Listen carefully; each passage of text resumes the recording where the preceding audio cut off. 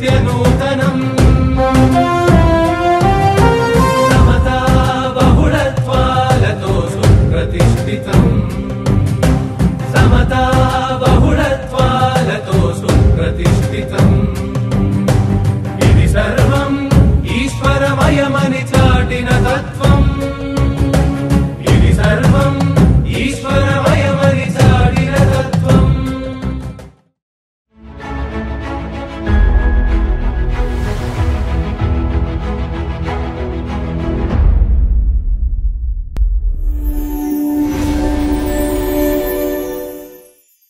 మొట్టమొదట మా విజయశంకర స్వామి గారు అన్నమయ్య కళాక్షేత్ర పీఠాధిపతులు.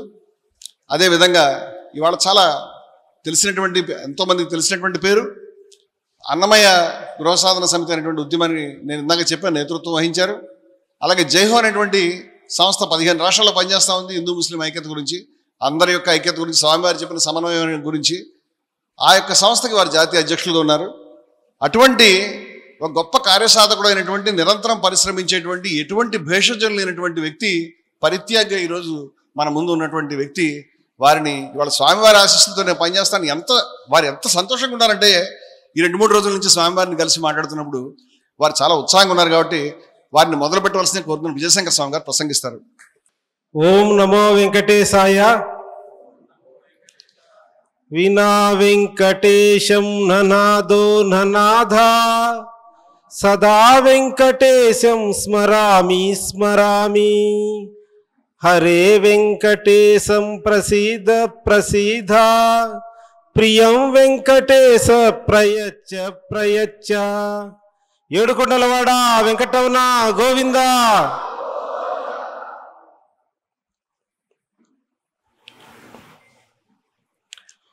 ఈరోజు స్వామివారి సమక్షంలో జరుగుతున్నటువంటి ఈ సమావేశం ఏదో వైకుంఠం నుంచి వచ్చిన ఒక పిలుపులాగా నాకు అనిపిస్తుంది.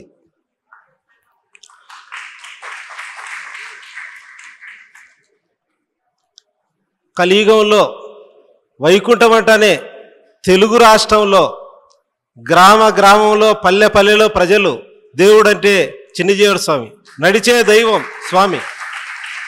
వీళ్ళందరూ కూడా నిజంగా ఫోన్ చేస్తూనే స్వామితో అంటే స్వామి దగ్గరికి వెళ్ళగలుగుతామా, స్వామిని చూడగలుగుతామా అని ఉన్నారు. నిజంగా ఈ సమావేశంలో వీళ్లకు మరో పునర్జన్మ వచ్చిందనే విధంగా వీళ్ళందరూ కూడా సంతోషపడుతున్నారు. వీళ్ళ ఆనందానికి కానీ, ఇక్కడున్న స్వామీజీల ఆనందానికి కానీ, స్వామివారితో ఉన్నటువంటి ఆనందం అనేటువంటిది చెప్పలేము. నేను చిన్నగా ఉన్నప్పుడు భక్త ప్రహ్లాద సినిమా చూశాను. నాకు అది చిన్నప్పుడే మైండ్లో పడింది. ప్రహ్లాదుడు హరినామ సంకీర్తన చేస్తూ ఉంటాడు. హిరణ్యకశిపుడికి ఇష్టం ఉండదు. పిలుస్తాడు, రే నేను 3 లోకంలో గెలిచిన వాళ్ళని శత్రువులను నువ్వు హరినామ సంకీర్తన ఎందుకు చేస్తావు అంటాడు. ప్రహ్లాదుడు ఏమంటాడంటే, నానా నువ్వు 3 లోకాల్లో ఉండే శత్రువులను గెలవడం కష్టము, నీ లోపల శత్రువులు ఉన్న 7 వర్గాలను వాటిని నువ్వు జయించే నీకు అసలు శత్రువులే ఉండరు నానా అంటాడు ప్రహ్లాదుడు. అది నాకు చాలా అనిపించింది. ఆ రోజు ఆ కాలంలోనే, కృతయుగంలోనే ప్రహ్లాదుడి కాలం శ్రవణం కీర్తనం విష్ణు స్మరణం పాదసేవనం అర్చనం వందనం దాస్యం సాంఖ్యమాత్మ నివేదనం అని 9 భక్తి మార్గాలు చెప్పడం అనేటువంటిది జరిగింది.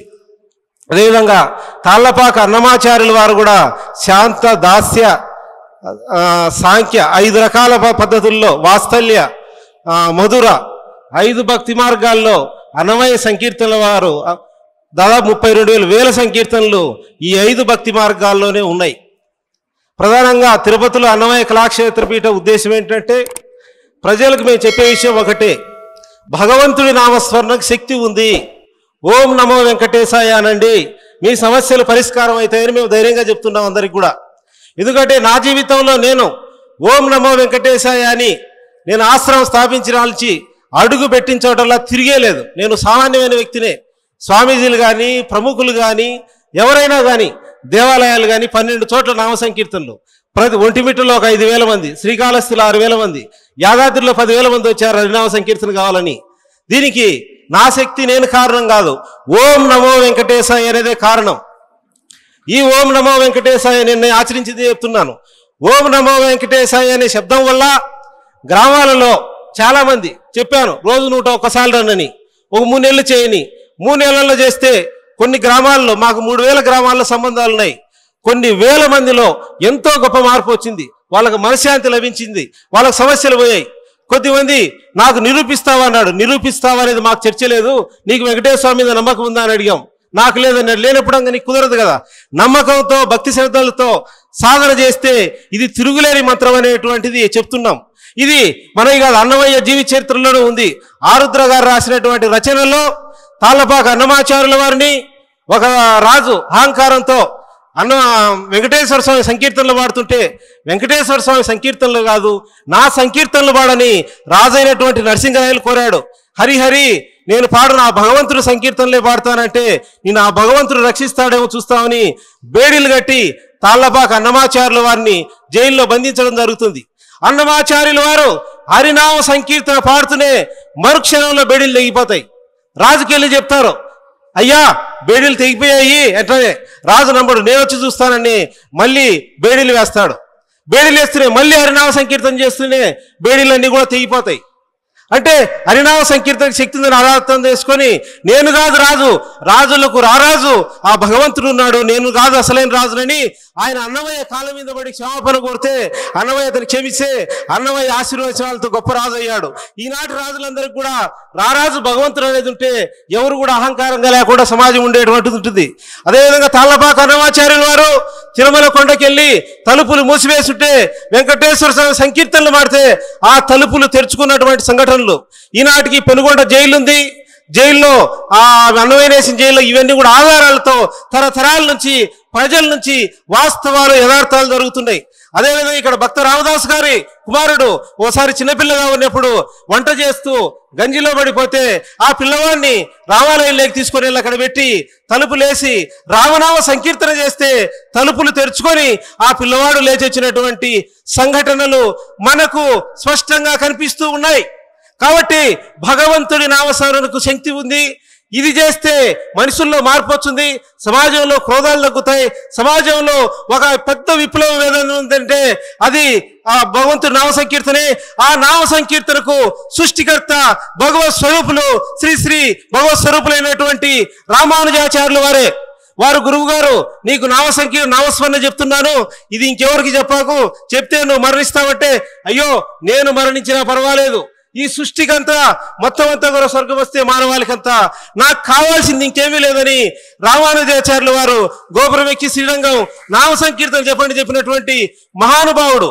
అందరికీ కూడా భగవంతుడి నామ సంకీర్తనకు కులము మతము ప్రాంతం ఏమడ్డు లేదు, భగవంతుడు సమానమని మొట్టమొదట ఈ మానవాళికి చాటి చెప్పినటువంటి వ్యక్తి రామానుజాచార్యుల వారు. కాబట్టి మనం ఇటువంటి ఆశ్రమంలో ఉన్నామంటే మన జన్మ ధన్యమైంది. కాబట్టి ఈరోజు మనం సమావేశం కావడానికి ప్రధానమైనటువంటి కారణం గ్రామాలలో భజనలు నడుస్తున్నాయి. గ్రామాల్లో భజనలు చేయడం ద్వారా హిందూ ధర్మం కాపాడబడుతుంది. ఓ చోట ఒక దేవాలయానికి వెళ్ళి ఆడ భజన చేస్తే ఒక టీం తయారవుతుంది. ఋగ్వేదంలో సంఘటన మంత్రం ఉంది, సంగత్యద్వం సంవదద్వం సంవో మనాంసి జానతం అని. వివరంగా వద్దు, అందరూ మనుషులంతా కలిసి కూర్చొని కలిసి ఆలోచిస్తే విజయాలు సాధించబడతాయని. ఈ భజన అనేది ఋగ్వేదంలోని సంఘటన మంత్రానికి ఒక ఆచరణ రూపంగా ఆదర్శంగా ఋగ్వేదంలోని సంఘటన మంత్రం అనేటువంటి ఉంది. కలిసి చేయడం ద్వారా భజన చేయడం ద్వారా ఊళ్ళో ధర్మ ప్రచారం ద్వారా వీళ్ళ ద్వారా మత మార్పులు ఎదుర్కోవడం ఆ వైబ్రేషన్స్ అనేటువంటి ద్వారా సృష్టిలో జరుగుతున్నాయి. ఈరోజు సమాజంలో ఇన్ని అరాచకాలు అక్రమాలు జరుగుతున్నాయంటే ఇంకా ధర్మం కాపాడబడుతుందంటే భగవంతుడి నామ సంకీర్తనలే. కాబట్టి ఇప్పుడు ఈ రాజకీయ సంస్కరణలు ఈ భౌతికవాద విప్లవాలు ప్రపంచాన్ని మార్చడం అనేది నిరూపణ అయింది. భగవంతుని మార్చేది దేవుడు చెప్పినటువంటి గ్రంథాలు, దేవుడు చెప్పినటువంటి సత్యాలు. అటువంటి మార్గం ద్వారా ఈ సమాజాన్ని చట్టాలు వచ్చినా కానీ ఏమున్నాయి చట్టాలు ఉండకూడదని నేను చెప్పలేదు. భగవంతుడి ద్వారా భక్తి విద్యం ద్వారా భయం పాపపుణ్యాల ద్వారా ముందుకు తీసుకునే మార్పు వస్తుంది.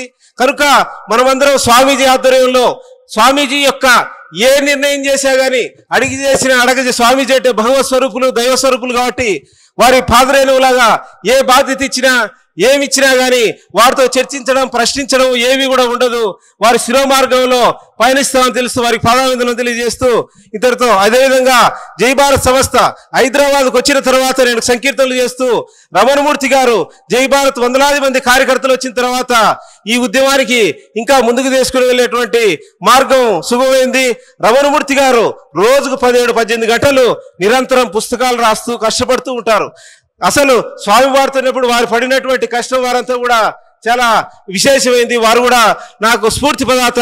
కాబట్టి మనమందరం ప్రజల కష్టాల్లో భాగాల నుంచి విముక్తి చేయడానికి భగవంతుడి నామ సంకీర్తన ప్రజలు చేస్తూ గ్రామాల్లో భజనలు చేస్తూ హిందూ ధర్మాన్ని పరిరక్షిస్తామని తెలియజేస్తూ ఇంతటితో నా ప్రసంగాన్ని ముగిస్తున్నాను.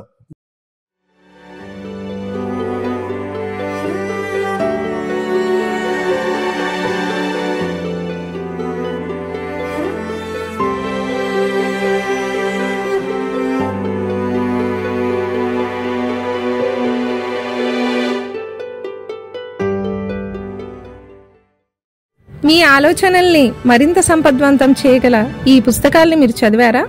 ప్రతులకు జై భారత్ పబ్లికేషన్స్ 9848030089.